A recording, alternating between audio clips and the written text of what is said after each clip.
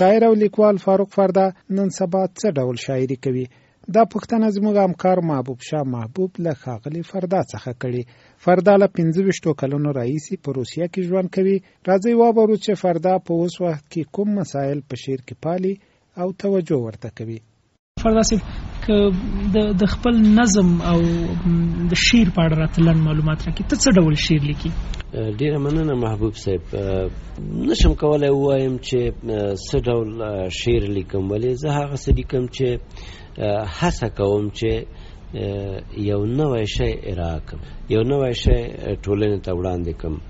نه پوهېږم چې لوستونکي به زما د شعر په هکله څه قضاوت کوي، خو زه تل هڅه کوم چې لوستونکی له ما سره په شعر کې د شعر په تفکر کې ملګری شي، خصوصا په دې لنډو شعرونو کې چې زه هڅه کوم په هغې کې اضافي کلمات، اضافي خبرې او هغه خبرې چې په شعر کې ضرورت نشته زه هغه له شعر څخه وباسم، په شعر کې ورته ځای ورنکم.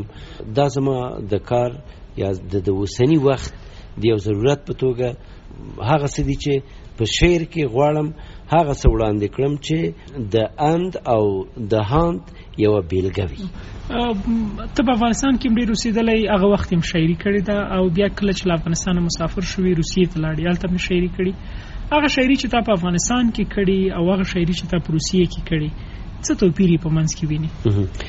کله چې موږ په افغانستان کې اوسېدو په عام صورت سره نه یوازې زه بلکې ډېری شاعران یا لکه هر بل شاعر چې په یوه ټولنه کې اوسېږي د خپلې ټولنې د اغیزو او تاثیراتو لاندې په رواني، اجتماعي او فرهنګي برخه کې شعر وایي. دغه تاثیرات او دغه روان په ما باندې هم وو.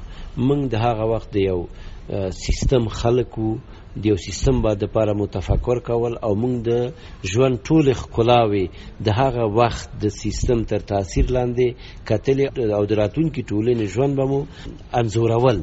ډېرو مسایلو ته په هغه وخت کې هم یا به متوجه وم یا به نه وم. یو وخت استاد غضنفر راته یوه خبره وکړه چې ویل زه په ایران کې وم چې په کومه ورځپاڼه کې زما کوم شعر لیدلی و چې ما د ځنګل جنازې ته لیکلی و چې دا ځنګل نه پوهېږم په خپلو سړو اوږو زمونږ د کلي یا نه پوهېږم د څه شی په خپلو ستړو اوږو زمونږ د ځنګل جنازه چیرته وړي. دغسې یو شعر و چې د هغوی خوښ شوی و.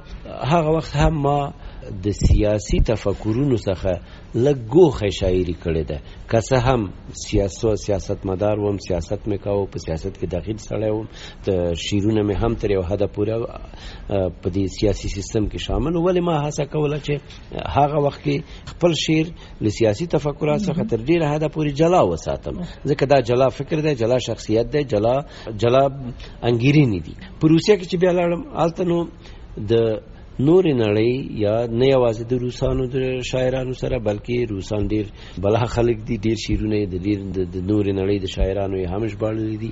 د هغو شعرونو سره د آشنایۍ تر تاثیر لاندې زه پوه شم چې نه، دنیا نوره هم پراخیږي او ورسره شعر هم پراخیږي. په دې خاطر زما شعرونه فکر کوم چې په دې وروستیو کلونو کې یو مقدار تفاوت ولري. نظر هغه پخوانی دی. روسي ټولنې، روسي ادبیاتو ستا په شعر څه تاثیر وکړ؟ فقط زه ظلم زما اند او ژوند ته پراختیا ورکړه. نور نو چې دا چې زما شعر د روسي شعري تفکر یا د روسي تفکر تر اغیز لاندې وي داسې نه ده. فقط هغه ذهن، فکر په مطالعې سره صیقل مومي. موږ مطالعه وکړه، یو مقدار له نوي ادبي هستونو سره آشنا شو او مو لیدل چې هغه شعر چې موږ دلته په افغانستان کې وایو، خصوصا په اوسنیو شرایطو کې چې متاسفانه په دې ډیرو دغو کې موږ د ګوتو په شمار شاعران لرو، کاشکې زیات هم لرلی. په نوره نړۍ کې شعر د هنر، د فرهنګ، د ټولنې دپاره ویل کېږي، نه د ځان دپاره. یا خصوصا دغه د قافیو په پلومو کې یا د قافیو د زلفو پلومو کې بند شاعران زمونږ چې نشي کولی له یوې خاصې احاطې څخه ځان وباسي او غواړي یوازې همدا غزل ته مخه وکړي، دوی څخه ډیر نور شیان پاتې کیږي چې دوی باید ووایي ولې فرصت ورته نشي پیدا کولی. فردا صاحب یو بله مهمه مسله ته خو په روسیه کې اوسېږي، د روسیې د فرهنګي قشر سره د روسیې د ادبیاتو سره به اشنایي، هلته ورسره ادبیات به مطالعه کې. د افغانستان د ادبیاتو البته خاص کر د پښتو ژبې د ادبیاتو اوسنی رنګ او همدارنګه د روسي ادبیاتو اوسنی رنګ څنګه ارزوي؟ که داسې د پرتلنې په سترګه ورته وګورئ څه ډول نتیجه به تاسې واخلئ؟ روسي ژبه ډېره غني ژبه ده، ډېره پانګواله ژبه ده. په دې ژبه کې پوشکین زیږېدلی، په دې ژبه کې لرمانتوف زیږېدلی دی، په دې ژبه کې داستایوفسکي زیږېدلی او په دې ژبه کې یاسینین زیږېدلی دی، په دې ژبه کې خورا مایاکوفسکي، نور ډېر لیکوال او شاعران تر شولو خوفه پورې چې د نوبل جایزه یې هم واخیستله په ادبیاتو کې، د دون آرام یا آرام دون د رومان په نتیجه کې چې فکر کوم هغه به هم له خیره بهان صاحب تر کار لاندې نیولی او چې په پښتو یې وژباړي، نه پوهېږم کار به یې څنګه وي. د دغه دواړو ژبو ګرامرونه هم سره نږدې دي او دغه دواړه ژبې روسي ژبه او پښتو ژبه دواړه موسیقاري ژبې دي. هغه موسیقي چې مثلا په پښتو شعر کې دی په روسي شعر کې هم شته. له دې امله ما چې کتلی دي هغه نازک خیالي چې په پښتو شعر کې دی یا هغه نازک خیالي چې په روسي شعر کې دی، دغه په دواړو شعرونو کې د دواړو ژبو په شعرونو کې لیدل کیږي. له دې نه علاوه چې په شعر کې د تفکر مسلې ته توجه وکړو، په روسي شعر کې فکری یا اندیز خوا لګه ډیره ژورتیا لري. او زمونږ شعر که د خپلو څو تنو کلاسیکو شاعرانو څخه تیر شو چې خوشحال خان دی، رحمان دی، قادر خان شیدا دی، حمید مومند دی، دا کسان یوې خواته پرېږدو. په روسیه کې دغسې کسان له پوشکین نه وروسته خورا ډیر زیات دي چې د ژبې د تقویې او د ژبې د پیاوړتیا دپاره یې ډیر کارونه کړي دي.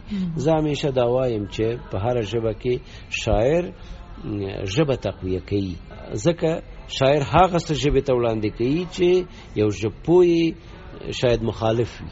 دا د ژبې د تقویې دپاره د شاعر کار ډیر ارزښت لري چې زه فکر کوم هم په افغانستان کې او هم په روسیه کې ژبپوهان زموږ دې مسئلې ته توجه کړې ده او دې ته اهمیت ورکوي.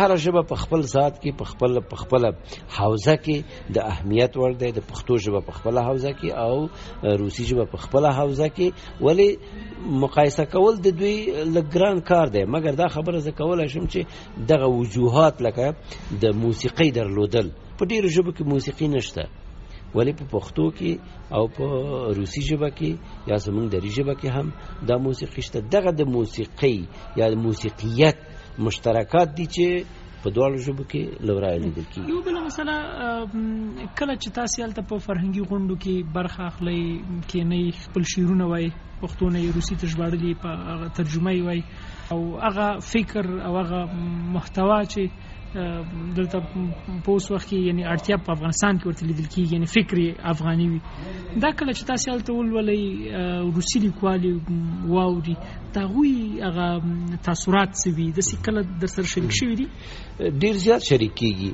یو خو هغه مسله ده چې یو وخت نو پوهېږم منګلو نغمه وه، که څوک روسیې ته تلي که سندرې ویل، یوه سندره یې ویل چې په بام ولاړه ده وګورئ عالمه، او نره یې غاړه ده وګورئ عالمه. کوم روسي له افغان نه پوښتنه کړې چې دا سندرغاړی څه وایي؟ وایي وګوره چې په بام چې وایي نو دی د یو 13 منزله 20 منزله تعمیر فکر یې کړی که نه، چې دا جلۍ هلته ختلې دی یا دا نارینه هلته ختلې او سندرې وایي، او دا ورته ګوري دا وګوري دا په بام باندې ولاړه ده او غاړی نه دی. نو روسي فکر کړی و چې دا نو په دې 25 منزله تعمیر باندې څه کوله چې ختلې ده که نه. له دې خبرو نه چې تیر شو، روسان په موږ کې یو څه ویني چې هغه یو درد دی، یو غم دی چې زمونږ په دننه کې دی. موږ د خپلې ټولنې څخه جلا خلک نه یو. کله چې موږ یو شعر وایو، هغه شعر کې هغه تاثرات چې موږ یې بیانوو، شاعر لکه چې د ټولو شاعرانو زړونه سره یو رقم وي، هغوی اتومات دا احساسوي. حتی دغه خاندیکوف سیلکین په نامه یو بل شاعر دی، بیارین په نامه بیارینوف په نامه یو بل شاعر دی چې د لیکوالو اتحادیې رئیس هم دی، د مسکو د ښار د لیکوالو د اتحادیې څو ځله دوی ویلي دي چې که موږ ته دغه شعرونه ستاسې ترجمه هم نشي، ستاسې دغه د ادا او اکت او ویل دغه څه زموږ زړونه له تاسو سره تړي. دا موږ ته جالبه خبره وه. مثلا همدغه تاثیرات سره یو بل باندې ډېره مننه.